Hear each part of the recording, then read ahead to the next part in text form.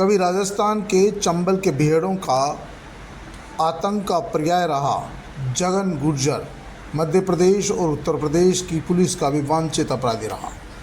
कभी आतंक के पर्याय रहे कुख्यात दगेत जगन गुर्जर की आज अजमेर हाई सिक्योरिटी जेल में संदिग्ध परिस्थितियों में मौत हो गई है।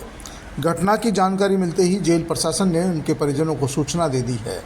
शव को पोस्टमार्टम के लिए अजमेर के जवाहरलाल नेहरू अस्पताल के मोर्चरी में रखवाया गया है।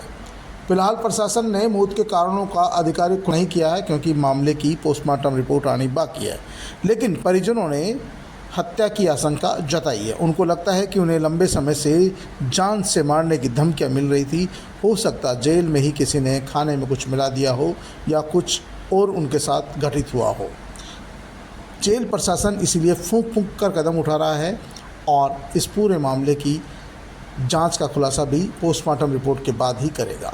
आपको बता दें कि जगन गुर्जर उस समय राष्ट्रीय स्तर पर चर्चा में आया था जब जगन गुर्जर ने गुर्जर आरक्षण आंदोलन के दौरान अपने हथियारों के साथ रेलवे पटरियों पर प्रदर्शन किया था और सरकार को धमकी दी थी यदि गुर्जर समाज को आरक्षण नहीं मिला तो डकैत भी आंदोलन की राह पर होंगे।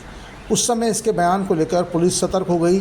कुछ दिनों बाद ही जगन गुर्जर ने तत्कालीन मुख्यमंत्री वसुंधरा राजे के धौलपुर स्थित महल को भी बम से उड़ाने की धमकी दी।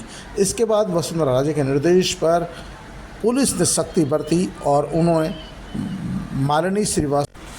मालिनी अग्रवाल के सामने सरेंडर किया। इसके बाद बिजू जोसेफ के सामने सरेंडर किया। कुछ दिनों बाद दूसरे मामले में इन्होंने सचिन पायलट के सामने भी समर्पण किया। आपको बता दें कि कुछ समय से जगन गुर्जर को उन्हीं की जाति के कुछ युवा जान से मारने की धमकी दे रहे थे। जब ये अपने मारने की धमकी को लेकर पुलिस थाने में रिपोर्ट दर्ज कराने गए तो मीडिया की सुर्खियां बन गए, क्योंकि जिसके नाम से दुनिया डरती थी, लोग डरते थे, कांपते थे, वही डकैत, वही जगन गुर्जर आज खुद अपनी खुद की भीख मांग रहा था, अपनी ज़िंदगी की भीख मांग रहा था और पुलिस से गुहार लगा रहा था कि मेरी जान बचाइए, क्योंकि सामने वाला मारने पर तुला था। लेकिन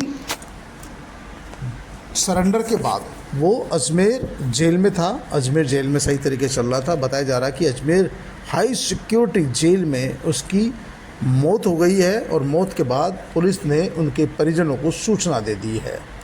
लेकिन उनके परिजनों का कहना है कि जिस तरह से उनकी मौत हुई है, हो सकता है उनके साथ कोई साजिश हुई।